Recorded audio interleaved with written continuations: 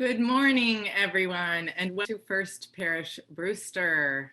It is good to be together on this morning. Can you all hear me? Good. Okay. We had some technical difficulties this morning, so just bear with us a little bit. It's always good to go into your Zoom, excuse me, and check and see if you need updates. It will not automatically remind you if you need updates, and sometimes it can be the difference between you being able to hear what is going on and what isn't going on. So maybe after this worship service, I recommend that you go into Zoom and check and see if you have updates, because many of us on staff needed to update our Zoom this morning. So welcome to First Parish Brewster. We are a Unitarian Universalist welcoming congregation of people of diverse philosophies and beliefs, people of various cultures and races, sexual orientations, gender identities, abilities, and socioeconomic backgrounds. Whoever you are, wherever you are on your path, may this be a place of rest and restoration on your journey. For those of you who may be first-time visitors this morning, welcome. Welcome on this morning, which we make sacred by our presence here together. If you're visiting, please let us know in the chat box. And a big welcome to people calling in. We're so glad you are here. I'm Reverend Jessica Clay, the minister of First Parish Brewster. Happy to be welcoming you to the service this morning. We have several staff members here supporting the service. First being Karina Stroh, our admin and Good finance morning, director. everyone. I'm so glad to be here with you, and happy to introduce Philip Brown, our new tech support as of this week. Yay! And so he has a bio in our last weekly angle, if you see that on Friday, and he has a background working with several other UU churches and has a passion for technology and communication. So let's give him a big welcome, and his email, you can reach out to him, tech@firstparishbrewster.org, to give him a big hello and welcome. Thank you. Happy to be here. All right, welcome, Philip. And also supporting us on our service this morning is Donica Buckley, our Director of Music Ministries.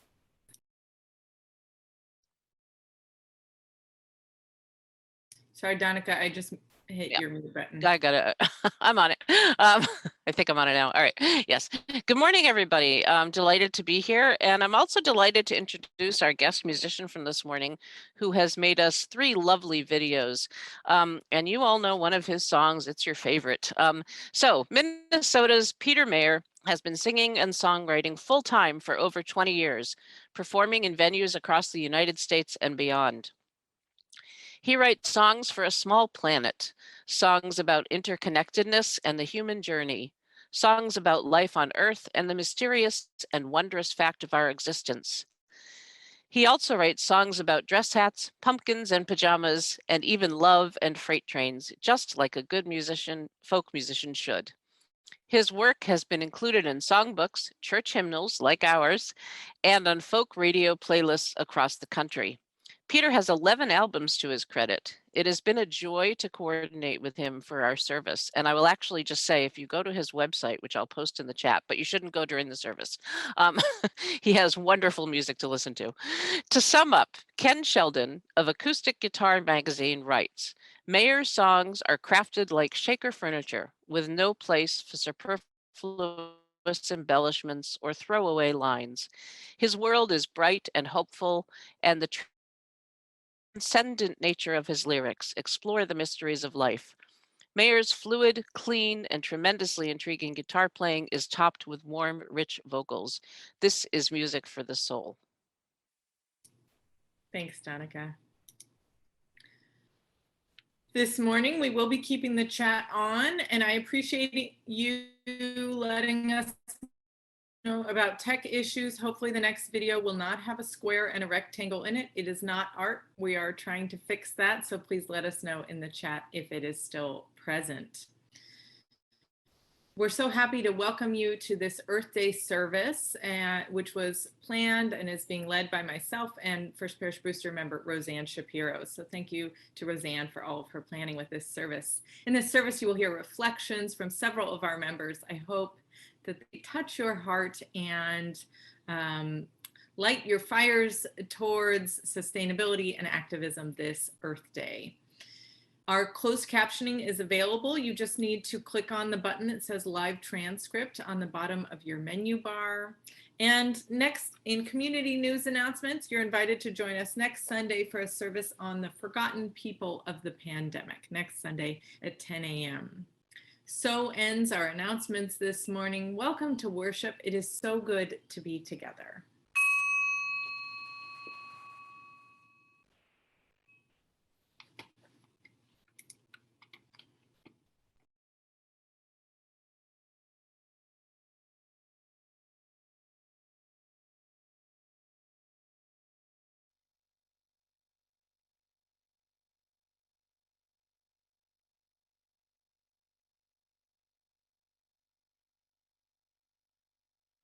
What does the word stewardship bring to your mind? A connection with finances? Perhaps a legal obligation or responsibility? We will look at a different kind of stewardship today as we celebrate the 51st Earth Day. A stewardship that involves caring for our planet both now and in the future. Begun as a national teach-in on the environment, the first Earth Day led to the creation of the Environmental Protection Agency and the passage of legislation to protect our water and air quality, as well as endangered species. Since then, a growing number of Americans have committed to continuing the stewardship. Here on the Cape, many organizations have been dedicating time, treasure, and talent to ensuring that our fragile peninsula remains vital and habitable, not just now, but in the future. Since 2017, I have been First Parish Brewster's representative in the Faith Communities Environmental Network, an affiliate of the Cape Cod Climate Change Collaborative. And I have learned about caring for the planet as a faith-based effort that echoes the words, and I quote, "We do not inherit the earth from our ancestors. We borrow it from our children." Again, we do not inherit the earth from our ancestors. We borrow it from our children. Honoring future generations reflects our congregation's vision of creating multi-generational community, a vision that will be evident this morning in the reflections of members across the lifespan, each with a unique perspective about caring for our planet. Their words and their deeds speak volumes about what is possible when we view ourselves as belonging to the interdependent web of all existence of which we are a part. We hope this service will inspire you to do your part, however big or small, to care for our Earth home and ensure that it is a vital, healthy place in which future generations can grow and thrive. And now I will light this chalice, inspired by a poem written by Lauren Brown at age 15. Voice. I can hear it. The whispers of the trees, melody of the wind, the woven tale of the soil, echoing in the past into the future. Nature has a voice, if only you'd listen.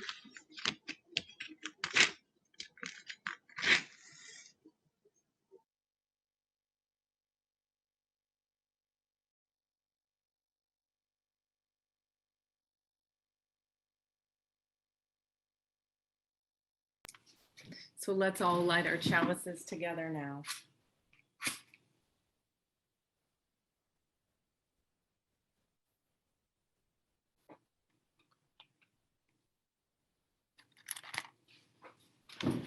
Our opening music today is One More Circle by Peter Mayer.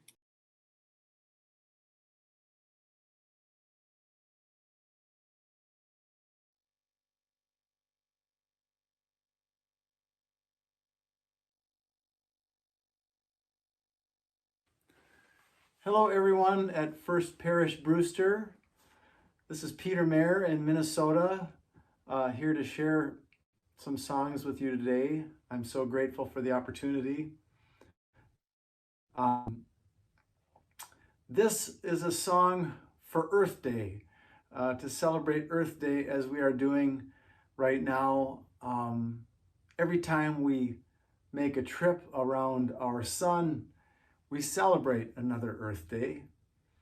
And we are always moving on this planet so fast. We're moving at about 900 miles an hour right now together around the axis of our Earth. And we are flying at 67,000 miles an hour around the sun, our star. And so here's a song that celebrates making one more circle around the sun.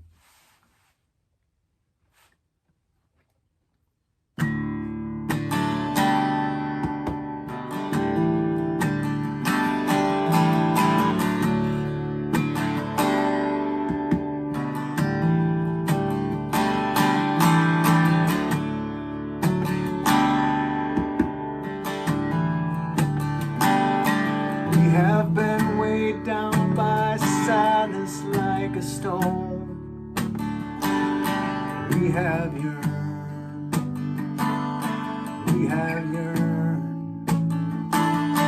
we have sometimes felt so utterly alone, while we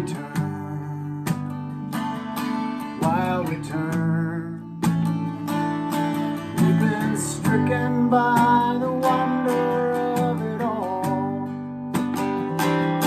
Stricken down.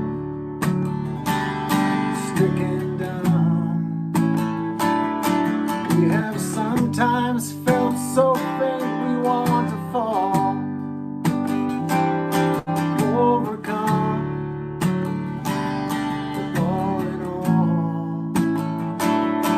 Say this year and flight together has been fun. What say we make one more circle around the sun?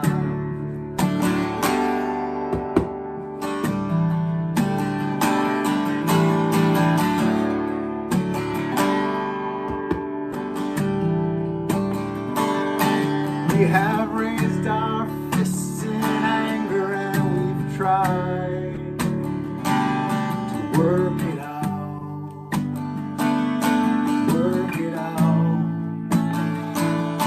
That we need each other, cannot deny. There is no doubt.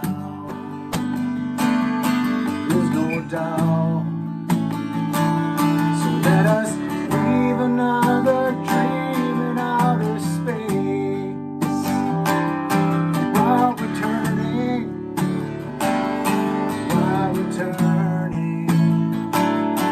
on this planet home that holds our human race. We still are learning, but all in all,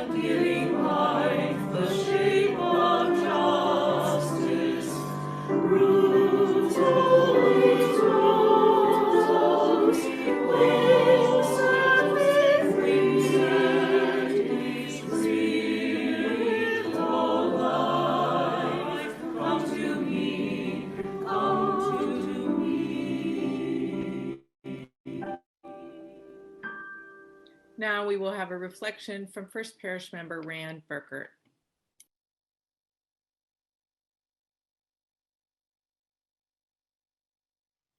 Happy Earth Day, everyone at First Parish Brewster, all of you who show in many ways that you love nature and our blue boat home. When I was a child, the Nauset estuary was black with mussels. There were echinoderms, sand dollars, sea urchins, starfish, periwinkles, blue crabs, calico crabs, spider crabs, hermit crabs, fiddler crabs. Now it is nearly sterile. Some say it was the shellfish captain who scraped the sand clean and sold most of the mussels to New York, the not-so-invisible hand of capitalism. There are also the phosphates and excess nitrogen from our lawns and failed septic systems. But some creatures return. These years, I watch hordes of horseshoe crabs returning to the inlet, leaving meandering tracks in their clambering show of free love.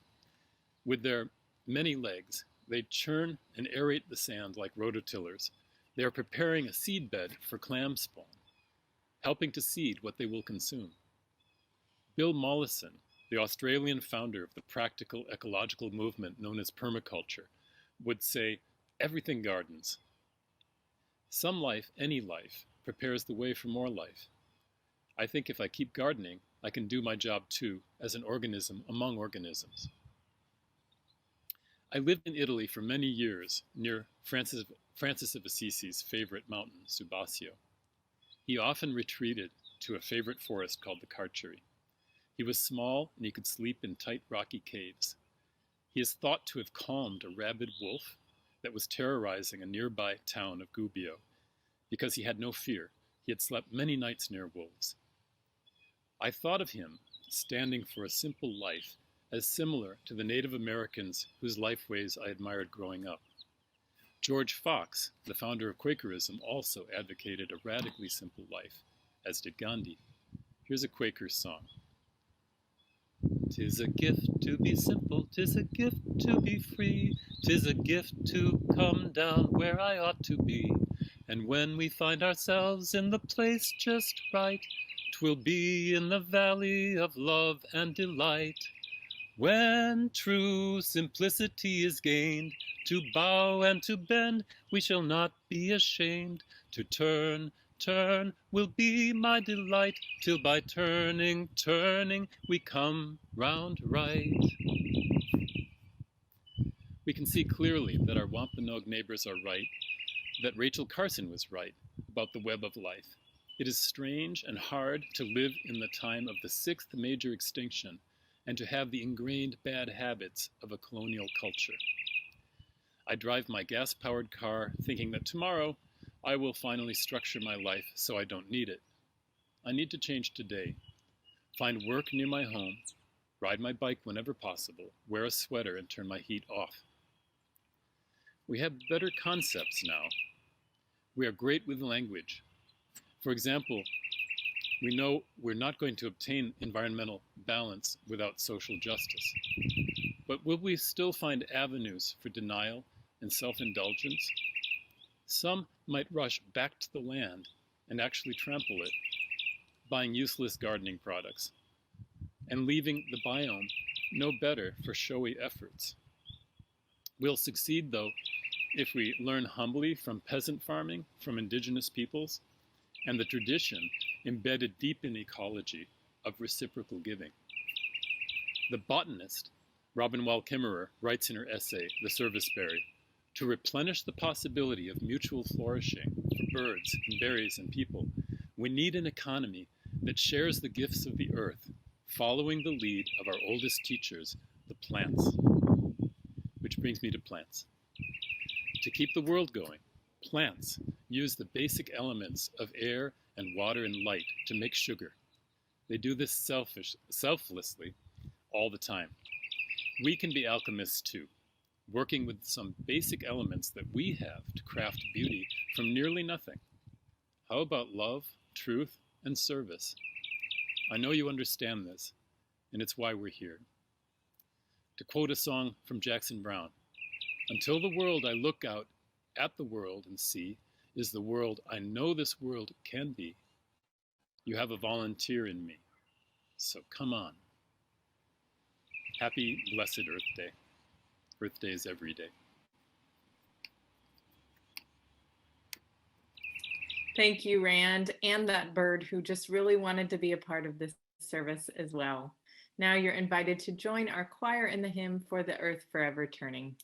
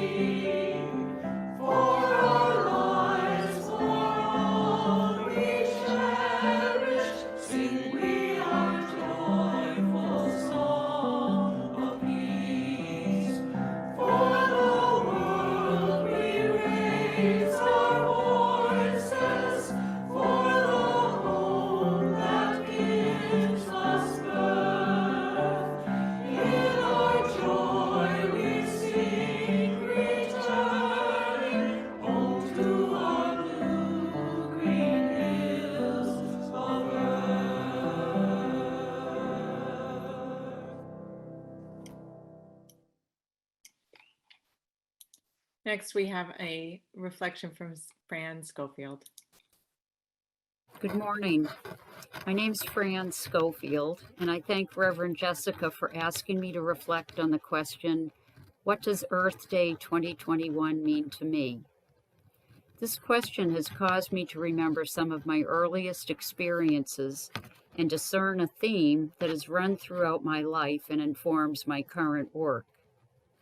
As a young child, I spent much of my free time, vacations, and holidays visiting my beloved grandfather, Papa, aka Edward D. Vaughn, at his home in Rhode Island.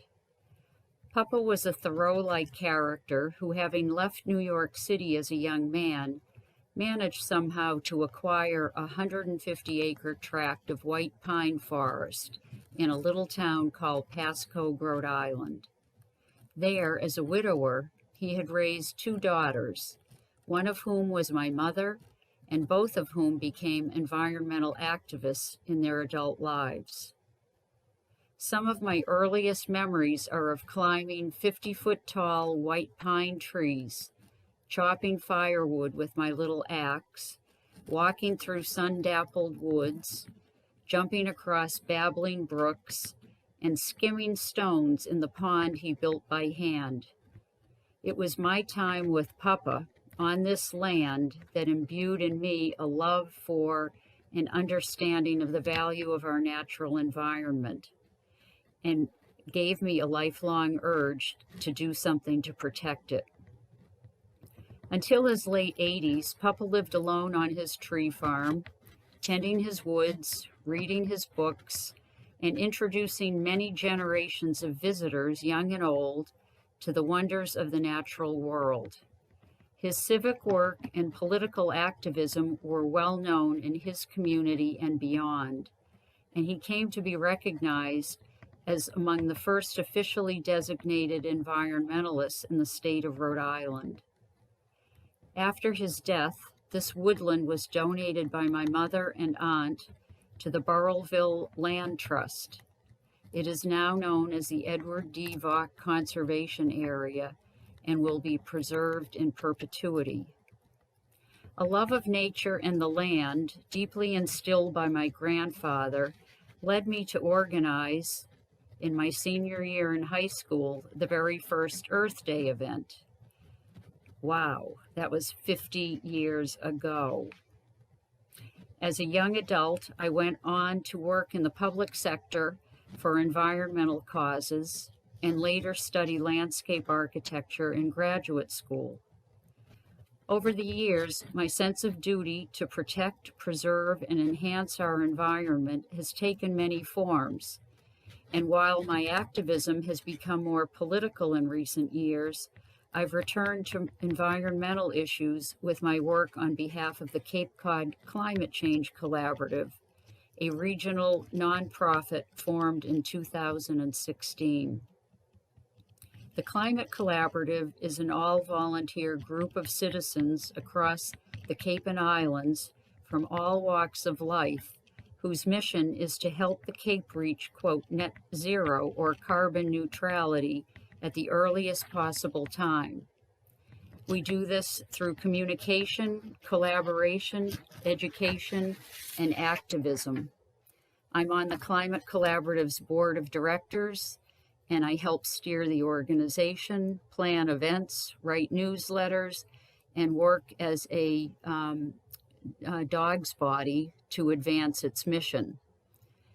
Even though I'm fully aware I am only one small cog in a worldwide movement, I find this work enormously gratifying. I've been able to develop and apply my planning, organizing, and communication skills to a cause larger than myself. I've also had the good fortune to meet and work with many smart and dedicated people on this journey, and it's a new lens through which I'm learning, growing, and understanding this life and the world around me. So, Earth Day 21 means continuing to work on behalf of the environment. And despite the daunting challenges and overwhelming complexities of this planet and the work, I continue on in my little piece of action, encouraged by the words of Robert F. Kennedy, who said in a speech at the Day of Affirmation at the University of Cape Town, South Africa, quote, "Let no one be discouraged by the belief that there is nothing one person can do against the enormous array of the world's ills, misery, ignorance, and violence. Few will have the greatness to bend history, but each of us can work to change a small portion of events. And in the total of all those acts will be written the history of a generation. It is from the numberless, diverse acts of courage and belief that human history is shaped. Each time a man or a woman stands up for an ideal or acts to improve the lot of others or strikes out against injustice, he or she sends a tiny ripple of hope, and crossing each other from a million different centers of energy and daring, those ripples build a current which can sweep down the mightiest walls of oppression and resistance. Thank you again, and I hope you have a happy and healthy year ahead." Thank you so much, Fran. Our offertory this morning is a split plate offertory, which many of you know. Each Sunday we do a split plate. We split the money received between the work of First Parish Brewster and a worthy organization. It will be no surprise that our worthy organization this morning is the Cape Cod Climate Change Collaborative, which Fran spoke about. So we encourage you to give in ways that you are able. There are several ways you can give this morning. You can text to give. You can mail a check to the office made out to First Parish Brewster, indicating that it's for the split plate and today's date, or you can go to our website and donate there as well. However you choose to donate this morning, we thank you for your generosity. The offertory will now be gratefully received.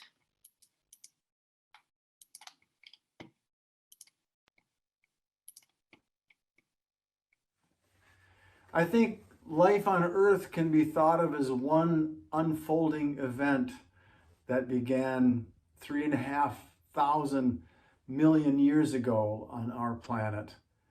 And I think it's a beautiful meditation to think of ourselves as part of that, because indeed we are a part of that event. And our existence extends even before that to the stars that gave birth to the atoms in our bodies. And so we are members of a vast cosmos. And I think it's wonderful to think about those things, especially on Earth Day. And so here's a song inspired by such thoughts. This is called "When You Dream."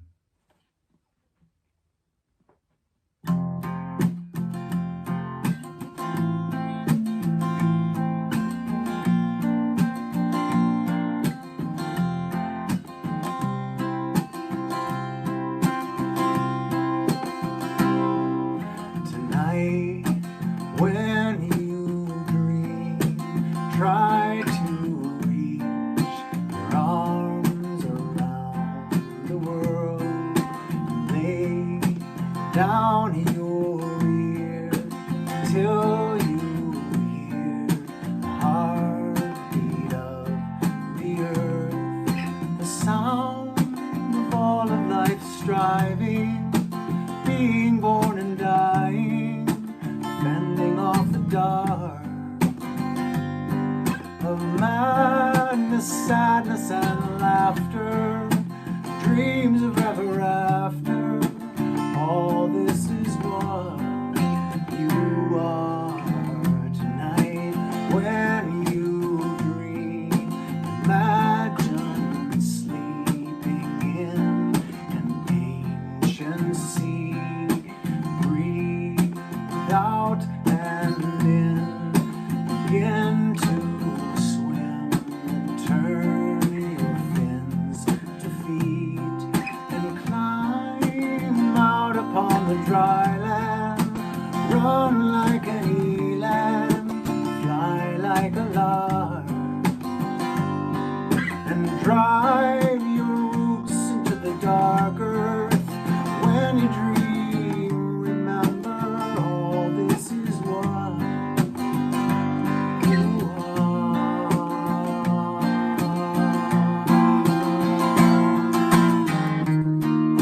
When you dream, step across the boundaries of your life.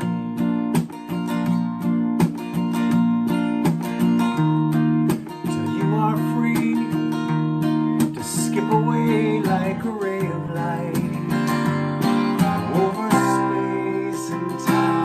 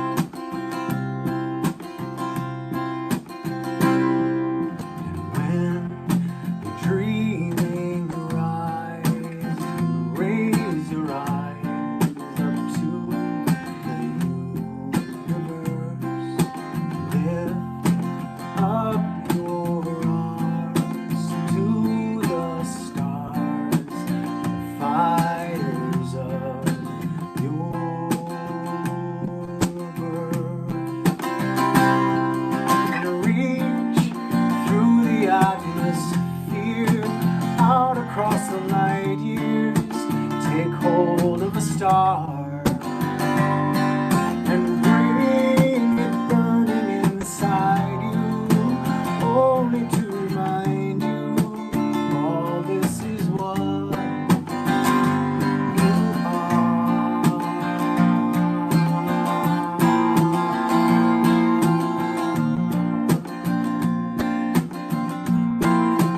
This is what you are.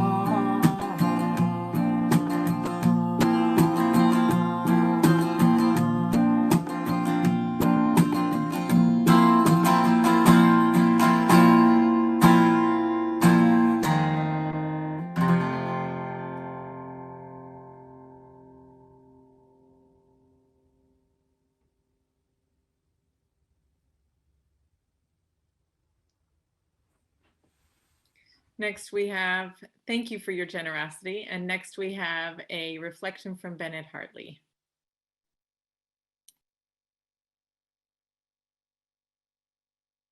Hello, my name is Bennett Hartley, and today my reflection is about sustainability. One, how we can be more sustainable in our own homes, but also how we can make sustainability more intersectional. I'll start with a little bit of background. There are a few company giants that we like to call that are the largest contributors to our climate crisis.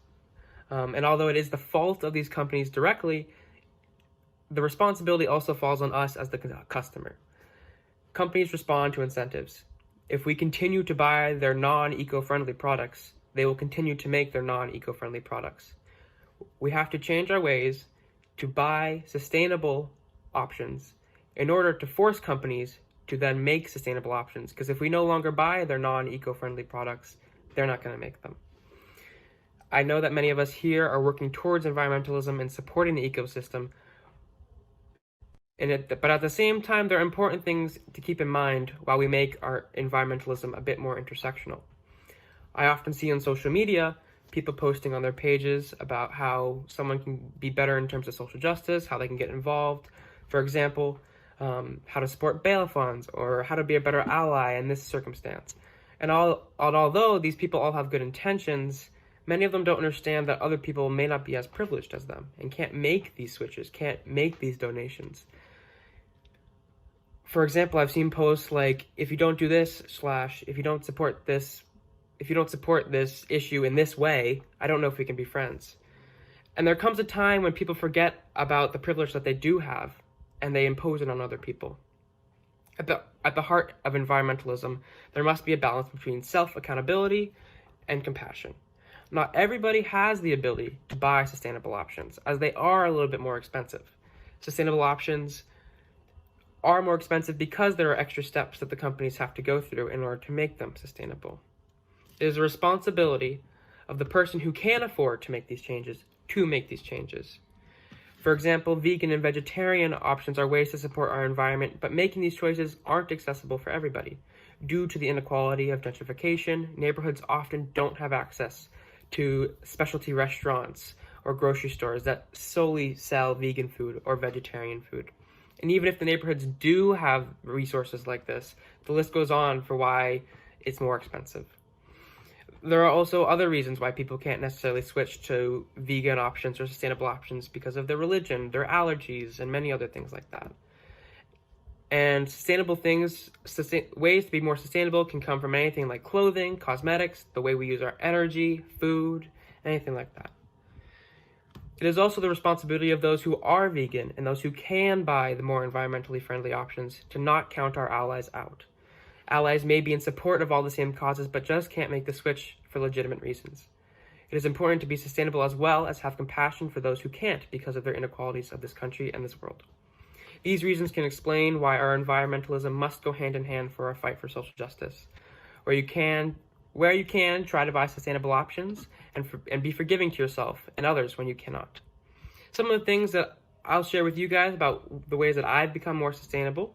Currently, I don't use plastic tubes for my toothpaste. I use little pill kind of things, and you bite them and you chew them and it creates toothpaste.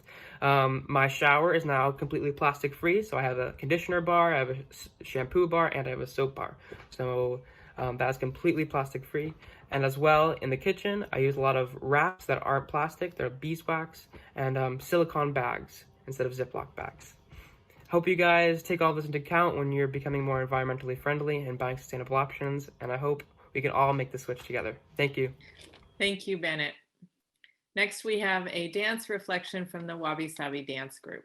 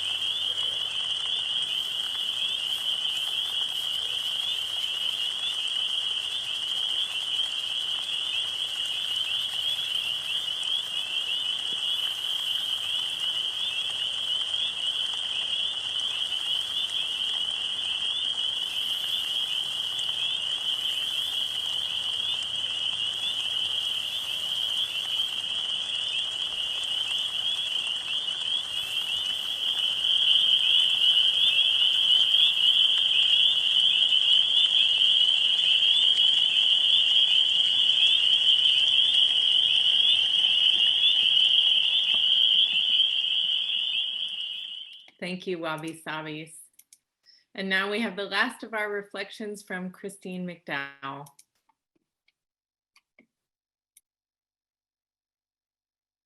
Hi, everyone.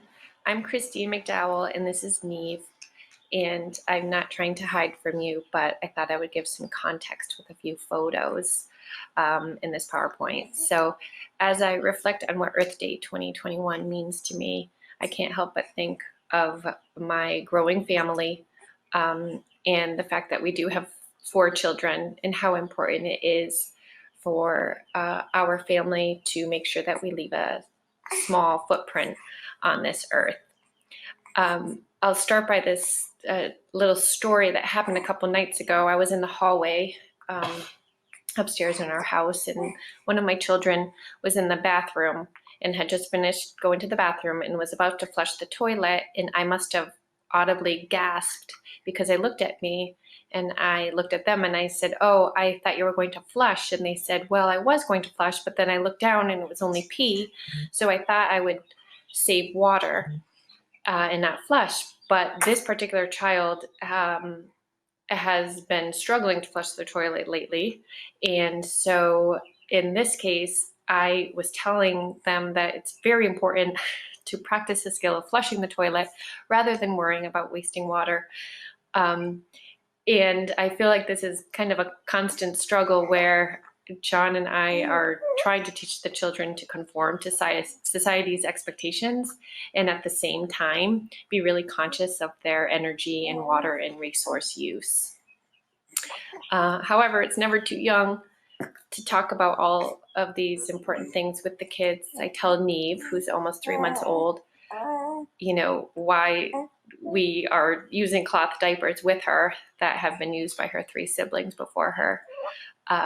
And how she's in clothes that are 7 years old because I don't like buying new clothes for any of the kids, actually, and appreciate hand-me-downs.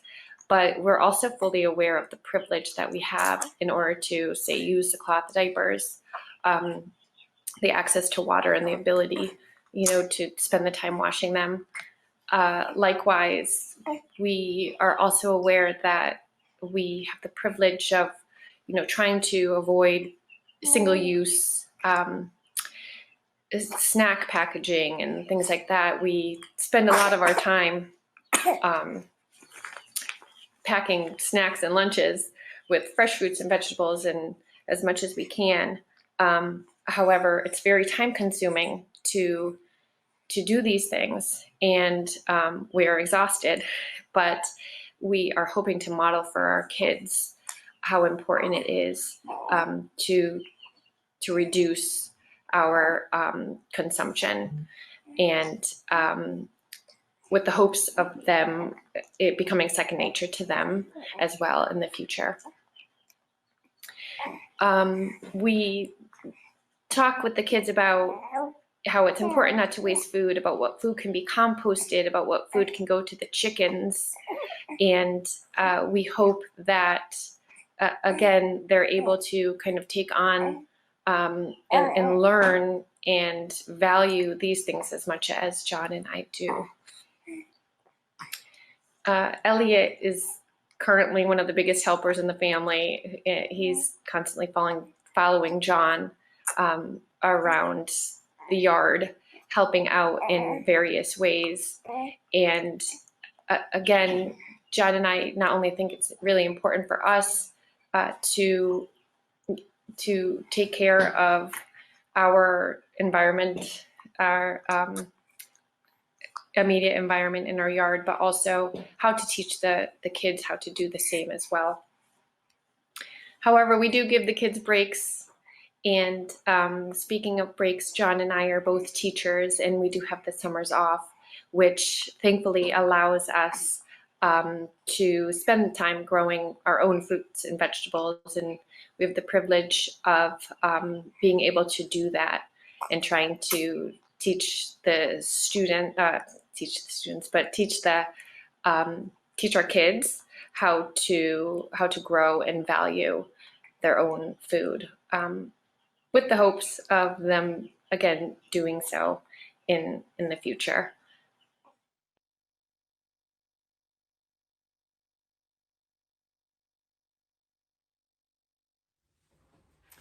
Well, thank you everybody at First Parish Brewster for inviting me to share some music with you today.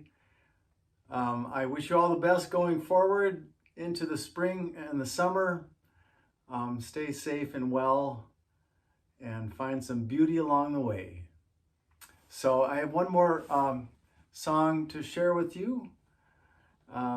This is Blue Boat Home, and feel free to sing along if you know it.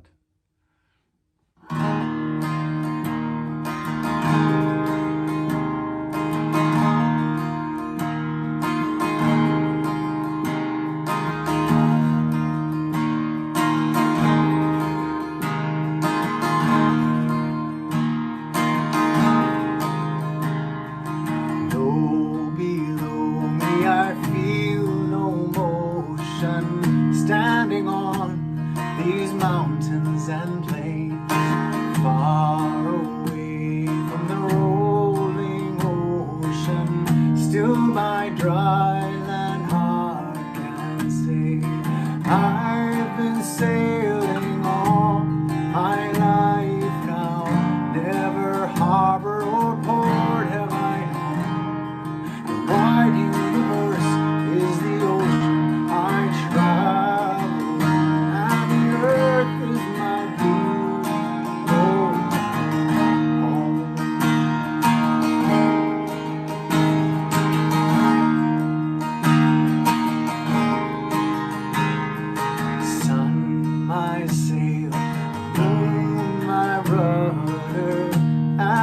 Ply the starry sea, leaning over the edge in wonder, casting questions into the deep, drifting here with my ship's companions, all wicked pilgrim souls, making our way by the lights of the heavens in our beautiful blue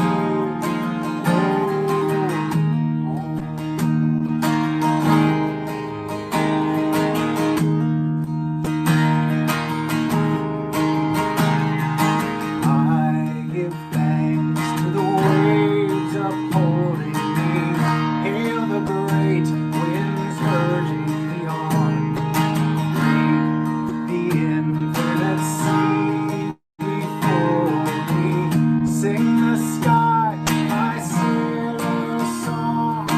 I was born upon the fathoms, never harbor or port have I known. The wide universe is the ocean I travel, and the earth is my new home.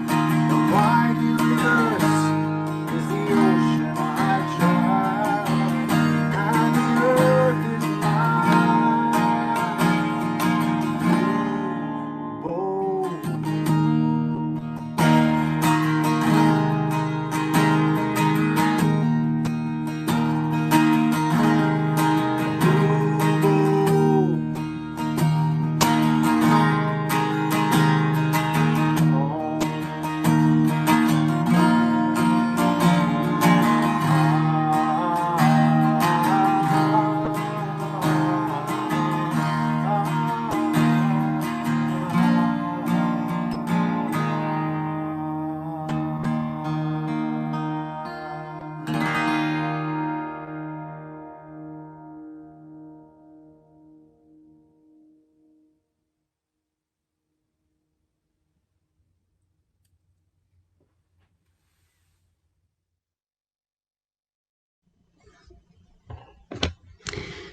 I'd like to end our service with a poem.